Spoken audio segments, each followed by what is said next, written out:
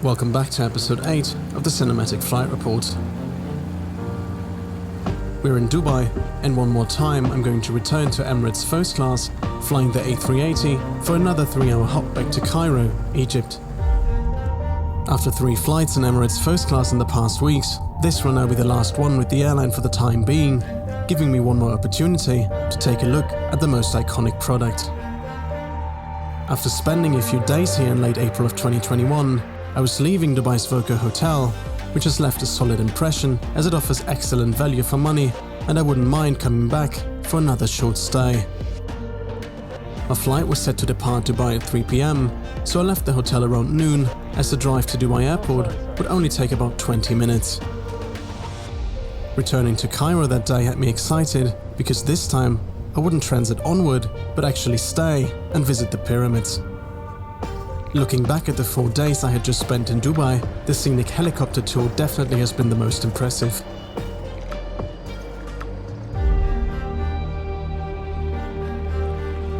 Departing from Dubai's Police Academy, it offered splendid views of a Dubai skyline, famous palm, the many monuments Dubai is renowned for, and also those that remain unfinished for now.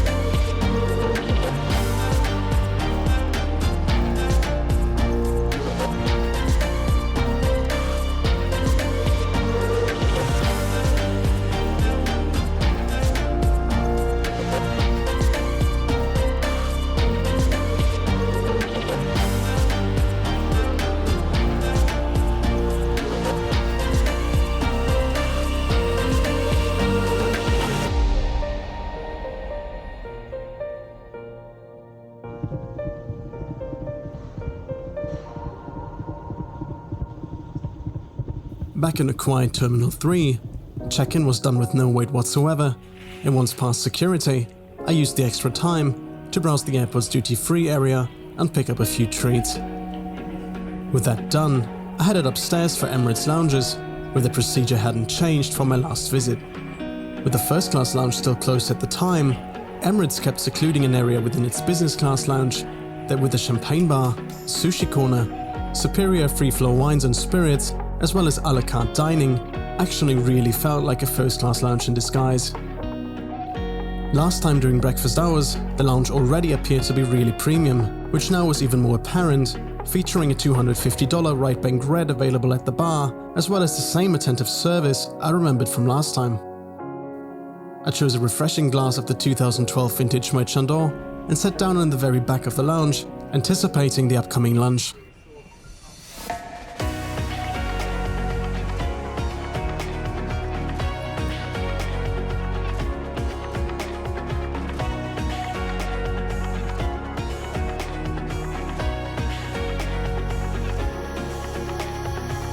While I already regretted having skipped the food here in episode 6, I honestly didn't expect the offering to be this good. The pomerol was backed up with a delicious and visually appealing selection of dishes, and both the octopus as well as this variation of vitello tonato were of top-notch quality. Exactly what you're looking for in a first-class lounge, and even more impressive as this is a somewhat improvised venue. On top of that, the Emirates app lets you sneak a peek at the onboard menu, making it easier for you to decide what to order both here and on the plane. Well done.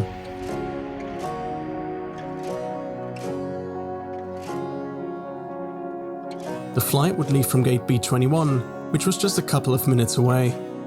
First and business class would board from the upstairs jet bridge, conveniently accessible from the same level as the lounge.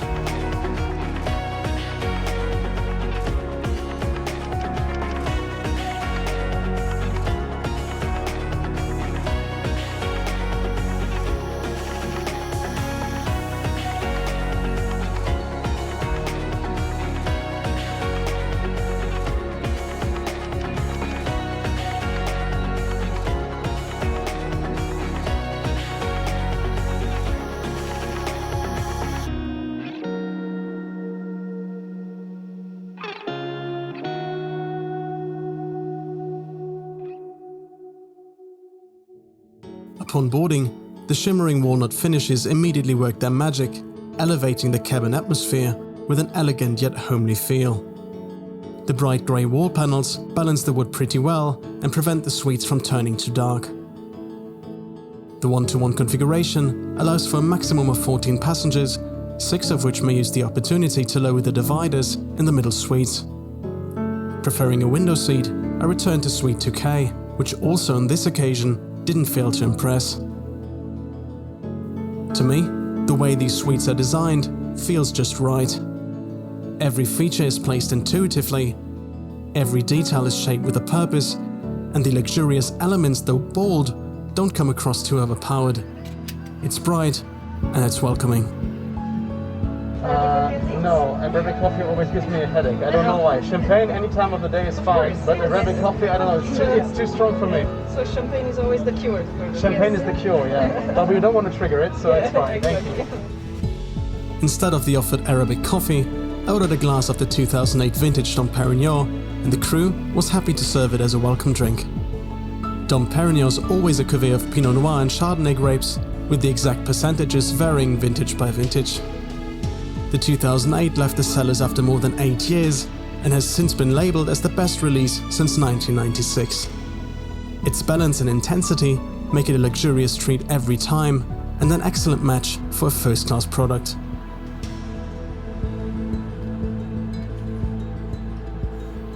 Shortly after, the plane left its parking position and we were pushed back, taxiing towards the runway.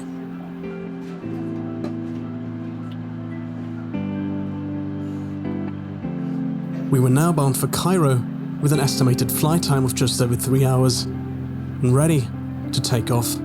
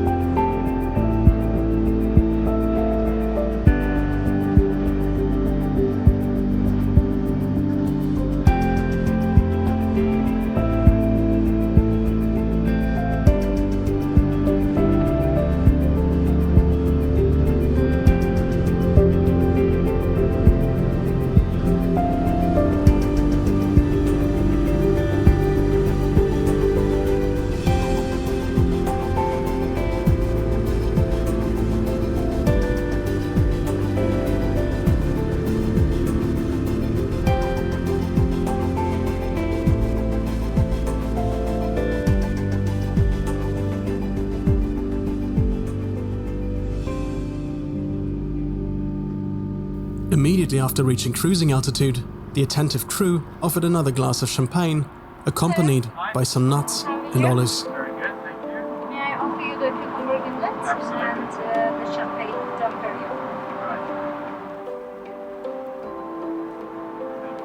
On top of that, I also ordered a cucumber gimlet from the mocktail selection.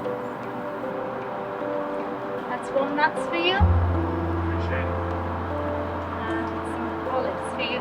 I bet you had to step up to the bar. You did? We did, yeah. Yeah. And the toothpick. I'll come and pour the Dom Perignon for you. Perfect, thank you.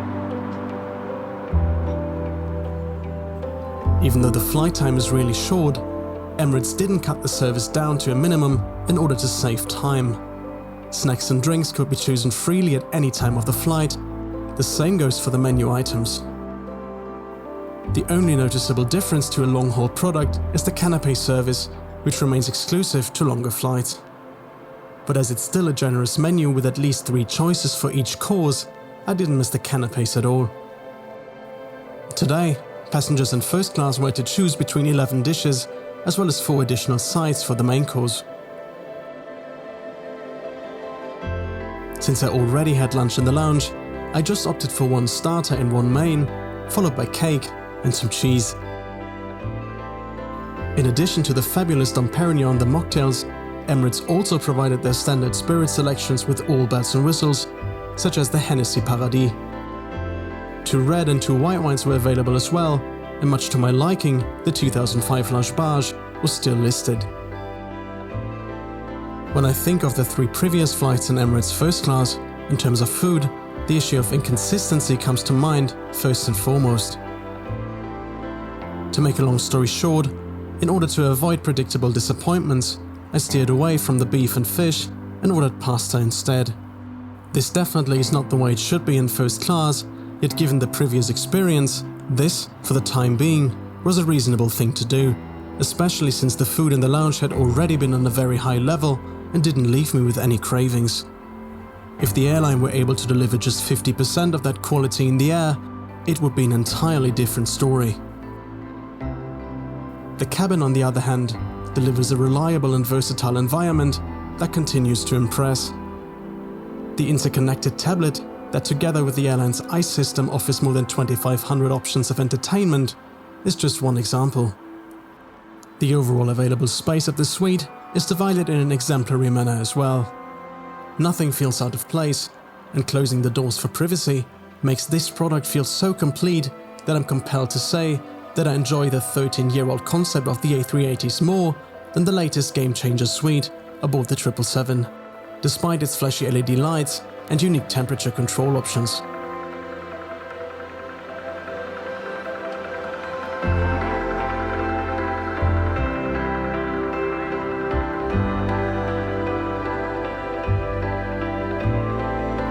I chose to start lunch with the cumin prawns, served with a papaya salad and tamarind dressing. In terms of presentation, that already looked promising.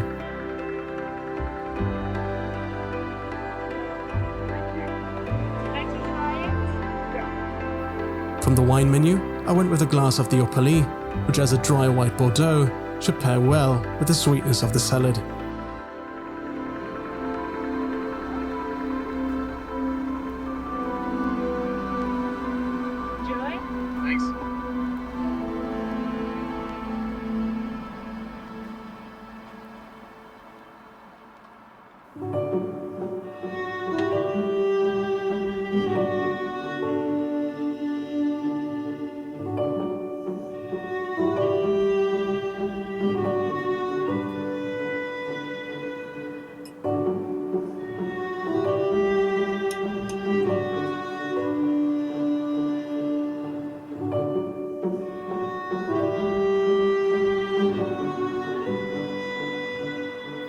The prawns did not only look good, and especially that jam or chutney gave it an extra kick.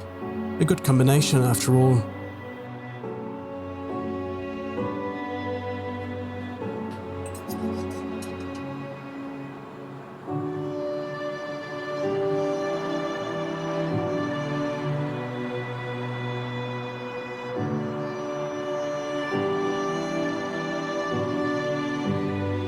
Next up, the prior mentioned strozzapreti in a tomato and basil ragu, topped with grilled artichokes.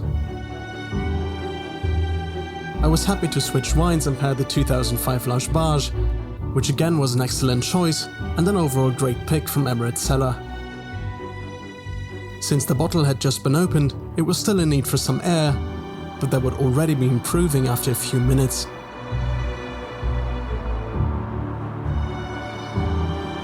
Nice, but it needs some more time, but it's fine.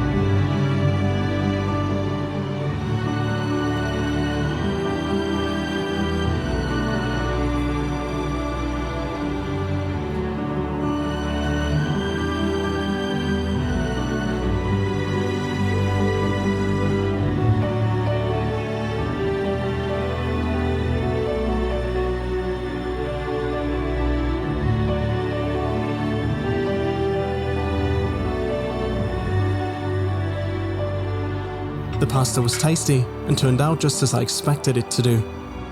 And meanwhile the wine got better and better. I still find it remarkable that Emirates packs a flight this short with a wine list of this exceptional quality.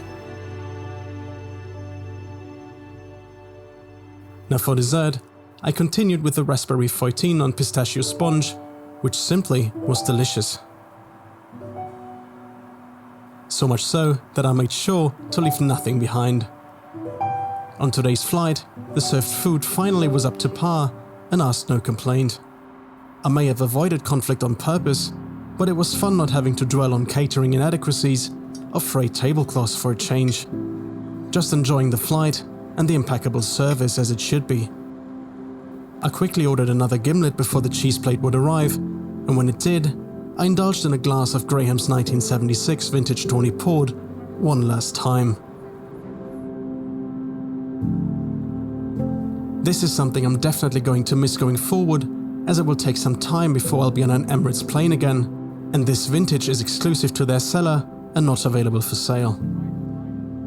The cheese plate was nice as well, featuring a hard cheese, camembert, as well as a piece of blue cheese.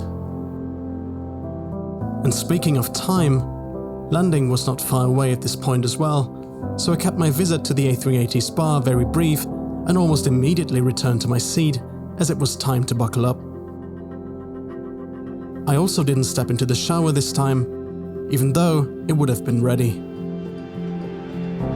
Today, Emirates delivered a strong package consisting of an impressive lounge service in Dubai, as well as a flawless onboard lunch, supported by top-shelf wines and spirits and a dedicated personal service that left no request unanswered.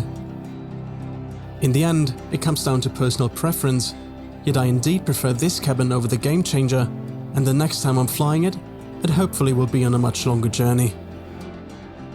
Nonetheless, after 4 flights, it looks to me as if consistency is Emirates' sore point, requiring a few structural changes. On this journey, the experience was excellent, especially keeping in mind that it was a mere 3-hour flight. Emirates First Class can be a great product and deliver more than just expensive wine and a luxurious cabin, yet only if it's not set up to fail from the beginning. It took me 2 hours to leave the airport since my bags caught the attention of Egyptian customs, leading to a thorough search, so the sun had already set. And 5 minutes after finally leaving the airport, I had already returned to the Hilton Heliopolis, where I also stayed before flying to Dubai the first time. I was upgraded to one of their 1-bedroom suites and would enjoy some rest before heading to the city the next day, diving into Cairo traffic and then visiting the pyramids of Giza. That's it for today's episode. Stay safe, stay healthy, take care, and bye-bye.